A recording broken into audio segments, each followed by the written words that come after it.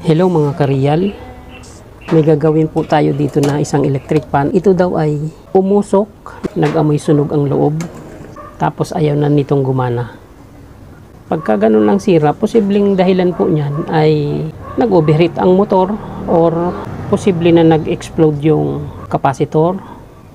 Bago natin buksan ito, checkin muna natin yung resistance niya kung may problema yung windings ng motor sa loob.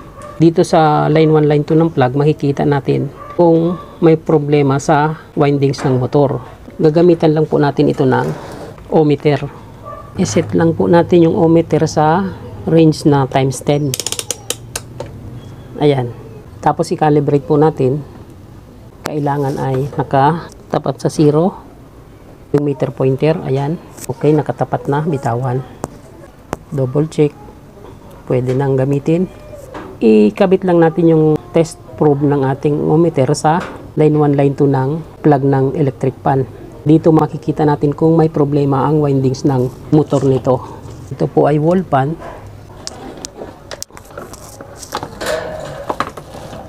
Tapos pihitin po natin yung switch ng wall fan na ito sa number 1. Pag gumalaw po ang meter pointer or nag-deflect ang meter pointer, may resistance po na nasukat, ilagay natin sa number 1. Ayan, nag-deflect, normal po ang reading yan.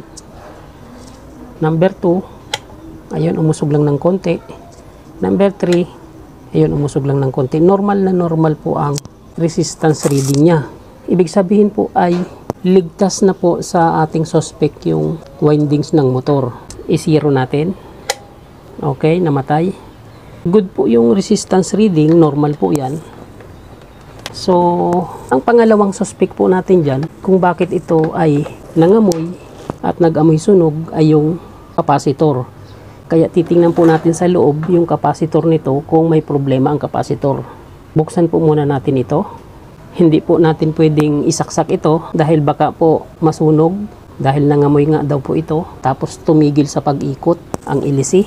Kaya ang gagawin natin dyan ay buksan muna natin itong motor nito. Okay, habang binubuksan po natin ito, shout out po muna sa lahat ng aking mga subscribers dyan na laging nakaabang sa aking mga bidyong ina-upload. Maraming salamat po sa inyo at sa lahat po ng nagtitiwala. So napapansin natin na parang good naman yung capacitor niya. Parang wala namang problema. Okay. May nakapa ako sa ilalim, may bumukol. Maganda ang itsura sa ibabaw. Tanggalin natin, may nakapa ako sa ilalim na bilog. Kung sakaling nangamoy po ang electric fan, ito po ang isa sa mga dahilan kung bakit nangamoy. Posibleng nag-explode po ito. Yan o, ayan mga kareal, nakita nyo yan. Ayan po yung nangamoy. Ayan o, lumubo, na deform. Ayan, nakikita nyo yan. Yan po ang nangamoy. Tapos huminto na sa pag-ikot yung electric fan ito. Ang gagawin po natin dyan ay papalitan po natin ito ng bago. Putulin natin yan. Okay, ito. Pagka ganyang may lobo na ganyan sa capacitor, kahit hindi na po natin testingin yan, obligadong palitan po yan dahil deform na yan, may problema na yan sa loob, hindi na pwedeng gamitin. Kahit pa may masukat tayo na capacitance dyan, hindi na rin pwedeng gamitin kasi may lobo na. Okay? Balatan lang po natin ito.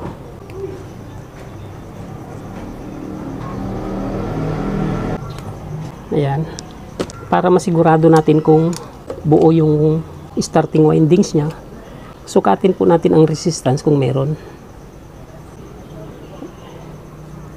Ayan, meron pong resistance na nasukat. Buo po yung starting windings.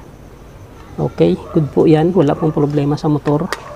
Papalitan lang po natin yan ng bago. Ito po yung bago. Tanggalan lang po natin ito ng balat. Ayan. Ito po ay bago. 1.5 po ang kanyang capacitance value. At ito po yung tinanggal natin kanina. 1.5 din po yan. So, ito na ang ating ikabit. Good naman yung starting windings. Lagyan po natin ng shrinkable tube.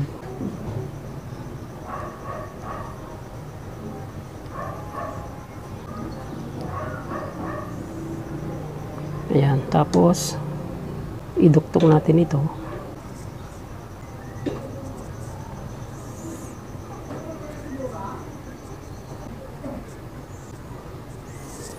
Ayan, ganyanin lang natin yan. Tapos hilahin lang natin yung siring cable tube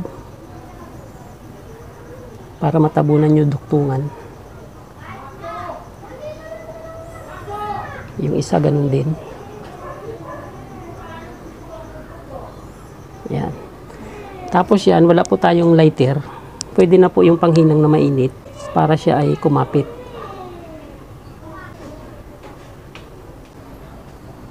Okay, yung isa ganun din.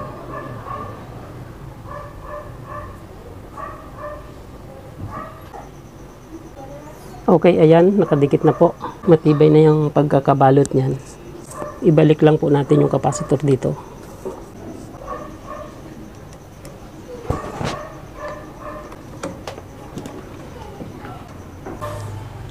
Ayan, nakakabit na.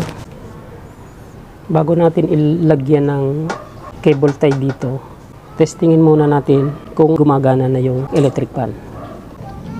Ayan. Tapos pihitin natin sa number 1 yung switch nito. Ayan mga ka-real, gumagana siya. Steady natin. Tapos pihitin natin sa number 2. Ayan, lumakas. Pihitin natin sa number 3. Lalong lumakas. Okay. Ganun lang po ang problema kung nangamoy ang inyong electric fan, at baka ganito rin ang naging problema. Posible po na nag-explode ang capacitor kaya po nagkaroon ng amoy. Hindi po siya makakapagpaikot ng LC kung sakaling sira po ang capacitor nito. Okay, yun lang po ang sira mga ka-real. Ganun lang po, capacitor lang po ang naging problema kaya siya ay nangamoy at huminto sa pag-ikot. Ngayon, good na po, bago na po ang capacitor niyan. Pwede na nating ibalik sa may-ari. Maraming salamat po muli sa inyong lahat at pagpalain po tayo ng Panginoon.